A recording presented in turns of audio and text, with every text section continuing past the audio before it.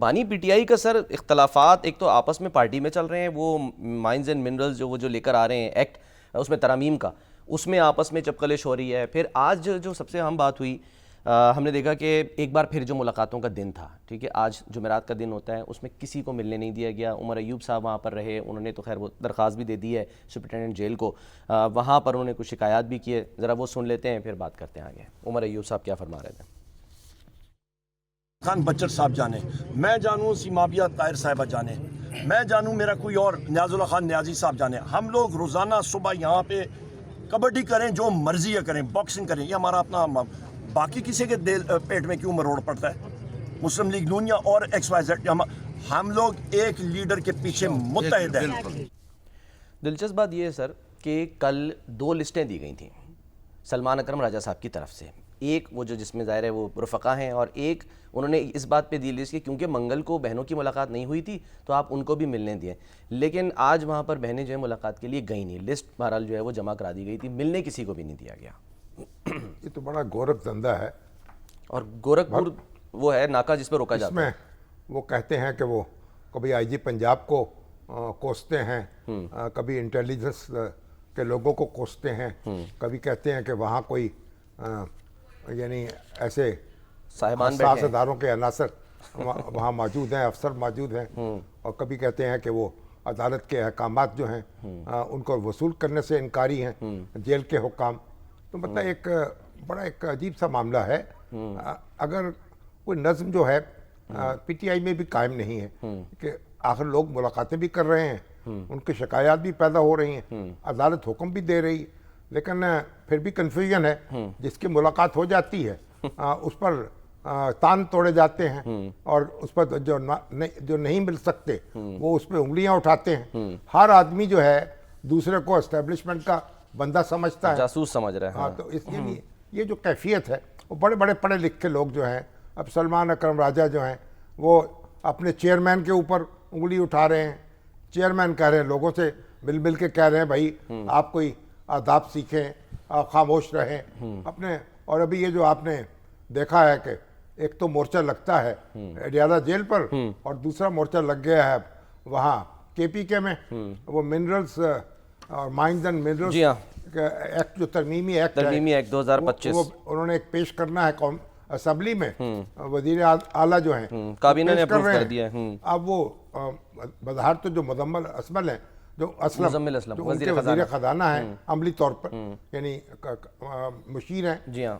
اور وہ تو کہہ رہے ہیں کہ ہم نے دیکھا اس میں کوئی ایسی بات نہیں، میں نے بھی دیکھا ہے، اس میں کوئی ایسی بات مجھے نظر نہیں آئی۔ اس میں تو ایک بس اس کا اہتمام کیا گیا ہے کہ جو لوگ انویسٹ کرنے والے ہیں ان کی انویسٹمنٹ جو ہے ان کے بارے میں ان کی شکایات دور ہو سکیں، ایک اتھارٹی قائم کر دی جائے، پھر شکایات جو ہیں اس کے ازالے کے لیے ٹریبیونل بنا دیے جائیں، اور وہ تاکہ تیز رفتاری سے فیصلے ہو سکیں۔ اب وہ جو لوگ اس وقت محروم اقتدار ہیں وہ کہتے ہیں نہیں یہ تو کوئی اسلام آباد سے یہ نازل ہوا ہے بل، ہم اس پہ غور کریں گے، ہم اسے پاس نہیں کریں گے۔ وہ ہر بات کو وہ انا کا مسئلہ بنا لیتے ہیں۔ گروپ میں لڑائیاں چل رہی ہیں، عاطف خان صاحب ہیں، مگر گنڈا پور جو ہے وہ کہہ رہے ہیں اس میں کوئی ایسی بات نہیں ہے، اور عاطف خان جو ہیں وہ اس کے راستے میں یہ شامی صاحب سکور تو نہیں سیٹل ہو رہا یہ آپس میں جو ویسے ہی لڑائیاں ہیں؟ اس نہیں ہو سکتا۔ اچھا، اب یہ تو ایسے ہی جوتیوں میں دال بٹتی رہے گی جب تک کہ چیئرمین رہا نہیں ہوتے، یا یہ وہ کوئی نظم قائم نہیں کرتے۔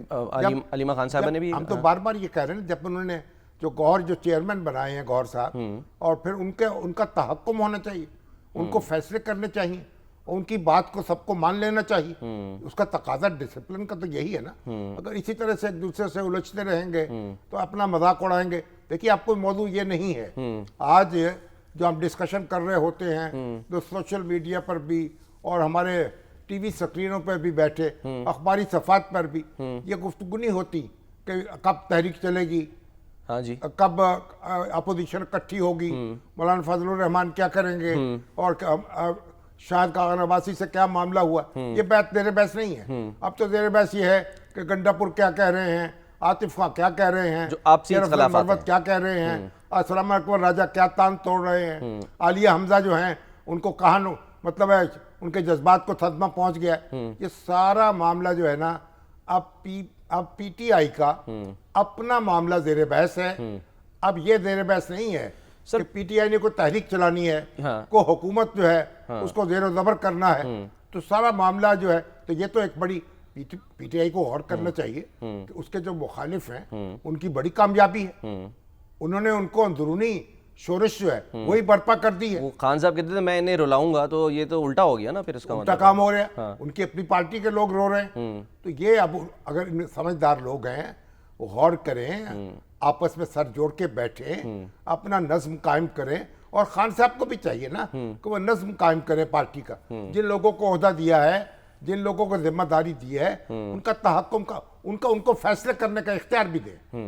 وگرنہ تو اسی طرح جوتیوں میں دال بٹتی رہے. یہ کہہ دینا کہ نہیں جی یہ تو پارٹی کا اندرونی معاملہ ہے، اس میں کسی کا کیا لینا دینا، یہ ایسا تو نہیں ہو سکتا نا. اندرونی ہو یا بیرونی ہو، نتیجہ یہ ہو رہا ہے کہ پارٹی کا بھرم ٹوٹ رہا ہے اور نقصان بھی. پارٹی میں کئی پارٹیاں پیدا ہو رہی ہیں. اچھا. اور جو پارٹی کے دعوے تھے کہ ہم خان صاحب کو رہا کرائیں گے، ہم تحریک چلائیں گے، ہم حکومت کو دباؤ میں لائیں گے، وہ سارے دھرے کے دھرے رہ گئے. اب وہ ڈسکشن نہیں ہے، صحیح. اب ڈسکشن اور ہے. اچھا. اگر یہ سامنے کی حقیقت بھی نظر نہیں آ رہی اور آنکھیں بند ہو رہی ہیں تو پھر کیا کیا جا سکتا ہے؟ وہ تو آنکھیں نہیں کھولی جا سکتی.